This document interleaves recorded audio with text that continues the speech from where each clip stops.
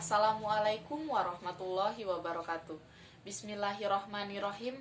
Perkenalkan, nama saya Rofiatul Qudsi dari 10 MIPA 1. Saya akan menjelaskan tentang konsep fikih dalam Islam. Fiqhun yang secara bahasa berarti pemahaman yang mendalam, yang menghendaki pengerahan potensi akal.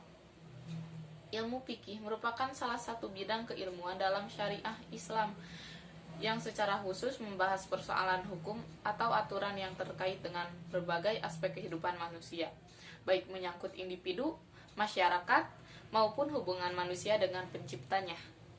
Definisi fikih secara istilah mengalami perkembangan dari masa ke masa, sehingga tidak pernah bisa kita temukan satu definisi yang tunggal. Pada setiap masa itu, para ahli merumuskan pengertiannya sendiri. Sebagai misal, Abu Hanifah mengemukakan bahwa fikih adalah pengetahuan manusia tentang hak dan kewajiban. Dengan demikian, fikih bisa dikatakan meliputi seluruh aspek kehidupan manusia dalam berislam, yang bisa masuk pada wilayah akidah, syariah, ibadah, dan akhlak.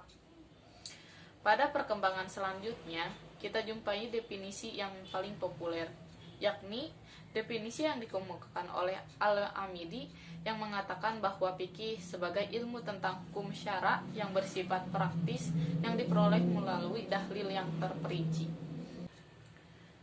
Sekarang mari kita lihat beberapa. 1. Ilmu yang mempunyai tema pokok dengan kaidah dan prinsip. Definisi ini muncul dikarenakan kajian fikih yang dilakukan oleh fuqaha menggunakan metode-metode tertentu seperti qiyas, istihsan, istishab, istislah, dan sadu jariyah.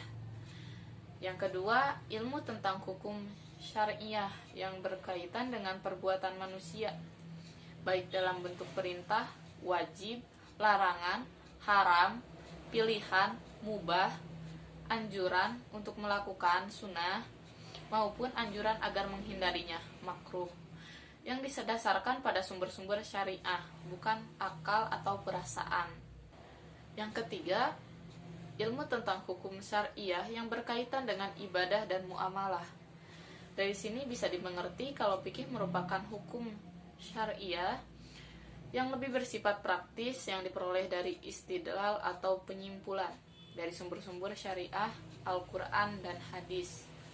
Dan yang keempat, fikih diperoleh melalui dalil yang terperinci, tafsil, yakni Al-Quran dan As-Sunnah, qiyas dan ijma melalui proses istidlal, istinbat atau najat, analisis. Oleh karena itu, tidak disebut fikih manakala proses analisis untuk menentukan suatu hukum tidak melalui istidlal atau istinbat terhadap salah satu sumber hukum. Ulama fikih sendiri mendefinisikan fikih sebagai sekumpulan hukum amaliyah yang akan dikerjakan yang disyariatkan dalam Islam. Pembentukan fikih di masa Nabi Muhammad menekankan pada 3 aspek utama yang terkait dengan tugas kenabian beliau. Aspek-aspek tersebut antara lain: 1. Memperbaiki kepercayaan dan agama masyarakat di zaman jahiliyah. Dalam misi ini, Nabi Muhammad kemudian memperkenalkan Islam sebagai agama pembaharu dan memperbaiki sistem dengan menghidupkan tauhid. Yang kedua, memperbaiki akhlak masyarakat jahiliyah. Sebelum kedatangan Nabi Muhammad, masyarakat Arab jahiliyah memiliki akhlak yang buruk, sehingga tugas Nabi Muhammad adalah untuk memperbaiki akhlak. Dan yang ketiga, menetapkan aturan-aturan hidup sesuai dengan nilai dan prinsip Islam. Sebelum kedatangan Nabi Muhammad, masyarakat Arab jahiliyah penuh ketidakadilan dan kemerosotan. Maka tugas inilah yang kemudian membuat Nabi Muhammad merumuskan hukum-hukum di masyarakat demi terciptanya masyarakat madani. Di sini pula Nabi Muhammad mulai menegakkan dan membina fikih Islami. Pada masa ini, Nabi Muhammad menerapkan dan mengembangkan fikih Islam secara perlahan-lahan kepada masyarakat Arab. Beliau menerapkan fikih berdasarkan kejadian-kejadian atau perkara-perkara dengan memperhitungkan sebab dan akibatnya. Saat itu, apabila masyarakat sedang menghadapi suatu perkara yang tidak ditemukan jalan keluarnya, maka mereka bertanya kepada Nabi Muhammad. Kemudian Nabi Muhammad memberikan solusi berdasarkan Al-Quran dan hadis.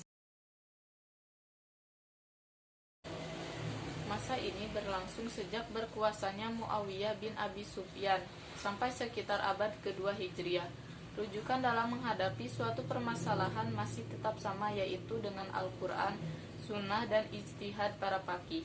Tapi proses musyawarah para faqih yang menghasilkan ijtihad ini di wilayah-wilayah yang direbut oleh kekhalifahan Islam. Mulailah muncul perpecahan antara umat Islam dengan 3 golongan, yaitu Sunni, Syiah, dan Khawarij. Perpecahan ini berpengaruh besar pada ilmu fikih karena akan muncul banyak sekali pandangan-pandangan yang berbeda dari setiap faqih dari golongan tersebut. Masa ini juga diwarnai dengan munculnya hadis-hadis palsu yang menyuburkan perbedaan pendapat antara faqih. Pada masa ini, para faqih seperti Ibnu Mas'ud mulai menggunakan nalar dalam memberi ijtihad.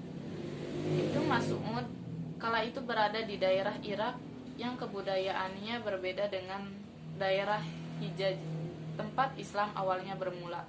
Umar bin Khattab pernah menggunakan pola yang dimana mementingkan kemaslahatan umat dibandingkan dengan keterkaitan akan makna harfiah dari kitab suci, dan dipakai oleh para faqih termasuk Ibnu Mas'ud untuk memberi ijtihad di daerah di mana mereka berada. Sekian penjelasan dari saya. Wassalamualaikum warahmatullahi wabarakatuh.